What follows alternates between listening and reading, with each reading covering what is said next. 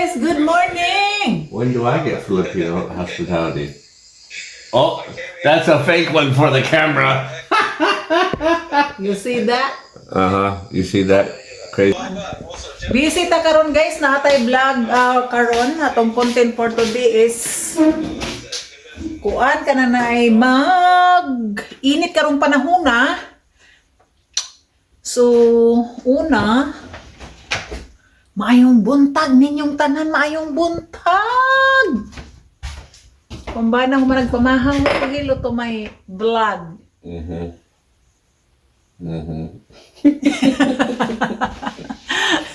Ay, nako. Oy! Hello guys, maayong buntag, buenos dias, natong tanan po mga kaibigan. Nandito po tayo sa ating maliit na kusina po. At tayo ay mayroong gawin. Pakita ko sa inyo yung pakita ko sa inyo yung aking tinanim na bumili tayo ng giant garlic. Kita ko sa inyo kasi pinaroot natin yung kanyang puwet. Ang puwet niya pinaroot natin. Dahan-dahan kayo at kayo yung puwet ninyo. Yan ang iparot ko. Ito guys, pakita ko sa inyo. Oy, promise! 4 days lang siya po. 4 days lang. Ayan, may root na siya, diba? Ang laki-laki ng ating garlic. Super! Ayan, may root na siya. Continue natin siya po na i-soak dito sa tubig. Ayan. Ayan, ito guys, may mock egg ito. Siniserve ko yan. So, dito natin sa tubig po. Ayan, may na siya, may root na siya guys. Kaya hayaan ko muna siya dyan na humaba yung roots niya. Kasi pag maghaba na yung roots niya, yung mga dahon niya ay lumusot na yung dahon niya. Diba? Magtagalog tayo kuminsan guys kasi. Kaya lang kuminsan hindi ko alam yung Tagalog ng mga iba. Diba? Yung mga ibang wording. Hindi naman ako lumalaki sa Tagalog. Never naman akong, hindi sabihin never, nakapunta ako ng Manila, pero never akong nagstay ng Maynila like a month. Pero meron naman tayong Tagalog language. Pero mali-mali nga yung Tagalog ko, bagsak nga ako eh. Bagsak ako sa noong nag-aral ako. Bagsak ako sa Pilipino ko, sa Filipino class, bagsak, promise. Binabalikan ko talaga yan guys, yung Filipino. Di ba may Filipino subject tayo? Binabalikan ko talaga yan guys. Wala talaga ako guys. So ngayon, tayo guys? Ang atong kuan, ang kuan day nato, ang buhaton day nato karon is magkuanta ka nang maningkamot ta kay kita ba yang tanang Pilipino no? Dili lang pud siguro tanan. Ang makarelate ra pud siguro ni ani ako ang content. Kung muuli ta og Pilipinas kanang naay maningkamot jud ta nga makadala ta og mga product nga atong dalon diri. Labi na diri sa kuan diri no sa Amerika no. Kuan kay sila kanang naay stricto kay sila. So mao lagi na nga usahay or mostly kita kung muuli ta didto sa Pilipinas, mag-effort ta og magdala ta aning mga bulad pero kung atong buhaton ang bulad diri tungod kay init man pud kaayo sa nga tanan diri, magkuan ta, mamaningkamot pud ta kay sulayan ako ni sa una last year. Nakabulad man ko, so dali magbulad ta. Karon ba guys nga dili na ta mag-deal sa custom gani kay kung mag-deal ta sa custom ilan ang panghalongkaton ng atong bagahe. Unya paghalongkaton nila ang atong bagahe, kung naana sila gusto nga dili nila ipadala nato kung asa ta nag-travel. Ilan ang panguhaon guys panglabay na nila pero sayang pod. Labi na ng mga ginamos, mga bulad kay baho lagi ang bulad. Kana pay ato ang daladalahon nga mahimo ra man ato diri. So maghimo na lang ta. So kini first frozen ako ni siya nagi Frozen ako ni siya nga gipalit sa Seafood City. Ano siya ni ano? Shirt in scad. Oh, mura ni siya og kuan. Kanang naay mura ni siya og pulag ikog or unsay ngala na ni? Basta pulag ikog ni siya sa Dipolog City. Pulag ikog. Mao na siya gikuan og pulag ikog. So ato ni siyang hugasan sa nato ni. Yung usa ka putos ni ani. $8 na ni siya. Mga usa ka kilo. Oh, mga usa ni siya ka kilo. So ato ni siyang pikason.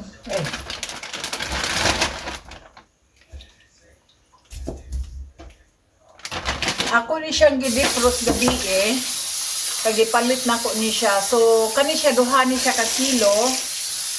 Ako ni siyang pikason kay init karon. Pikason una nato ni siya. Una nato asinan nya atong ibulad. Mangita taong pangpikas na to kani. Murag kani siguro mo lindot ni siya pangpikas. Susulayan na to ha. Tanaw na to ning pagpikas ani ha. Kung kuan ba? Kung pwede ba o pwede Diri ninyo pikason guys sa likod sa isda. Diha mo mag-umpisa og kuan. Pero siguro kamo kung ganahan mo og dagko nga isda, magpili lang ko og nagko. Pero ako dili kay ko mo kuha ng dagko nga isda nga akong ibulad kay dugay siya mauga. Ayan. Ayan, napikas na So napikas na siya. Diha nimo kuhaan nimo og napikas na nimo siya. So diha nimo imong kuhaan og tinai. Imo ni siyang kuha og tinai. Ana. Kung pwede, imo po na siyang kuhaan og hasang. Kay usahay man gud ang hasang, mauna siya dugay mauga, unya, kanang naay kung tugpahan na siya og langaw, makuan siya kanang naay uluron. Kay ang kuan baya, ang itlog sa langaw, makuan na siya, mahimon na siyang ulod. So okay na ni siya, inani na ni siya. So, continue lang ang atong pagpikas, ha? So, continue lang ang atong pagpikas. Hantod ni siya mahuman. Kay init karon guys, promise. Kitang naa diri maning kamot punta. Ug unsay atong mahimo sa atong kinabuhi. Gamito na to ang likas ng init ng panahon. Aron punta maka bawi-bawi kung unsay ihatag sa kalikasan. Gamito na to guys. Dili ta kanunay magkuan. Dili ta kanunay magreklamo-reklamo. Oo, magarila. Dili lang kamera na to. Dili ta kanunay magareklamo-reklamo. Init ang panahon, gamiton ang gihatag sa kalikasan. Atong gamiton po. Gagamitin natin kung ano ang ibigay ng kalikasan natin. Gawa-gawa tayo ng ating magamitan, kung ano man ang maggimitan natin. Dito sa banda ko, magbulad ako. Kasi ang hirap ang hirap magdala ng bulad sa galing ng Pilipinas. Tapos pag may uod pa yan, talagang ipangtapon talaga yan sa custom. Walang mga heart kung minsan ang mga custom po kasi alam naman nila Pilipino. Hindi din makaintindi. Of course, nagpalo din lang sila sa regulation, di ba? So mahirap kasi, trabaho din nila yan. Pero kung kung nandoon na sa airport, tapos ipangtapon-tapon nila, ang yung yung dadalhin mo dito, Parang nadismaya ka rin. Nakakadismaya din. Ayan. Maganda siya ang pagkapikas niya, oh. So dito guys, tapos na tayo magpikas ng ating isda.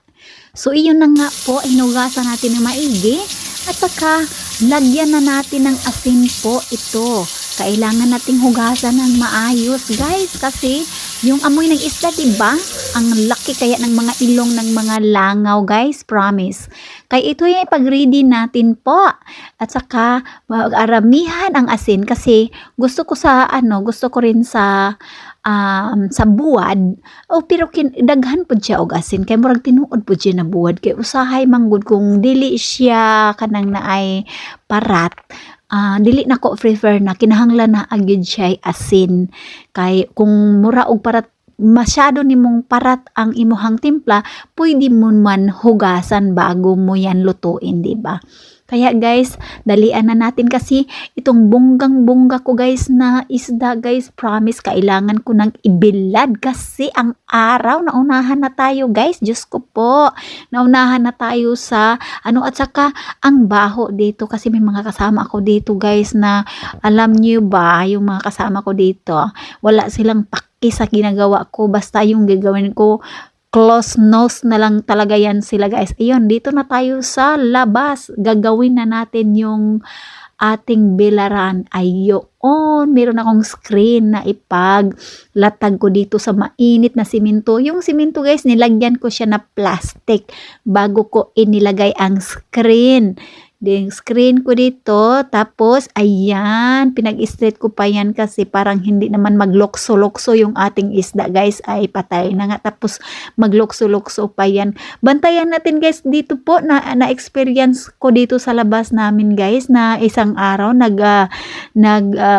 nagbuwad ako ng isda dito.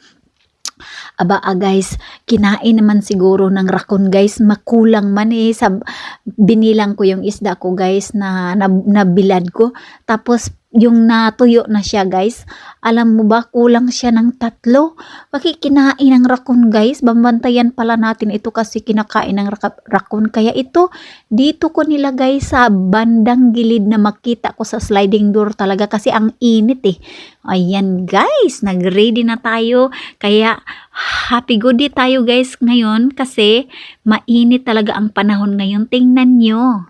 Iyan na lang for today's video guys. Thank you for watching. Have a good day. Bye-bye.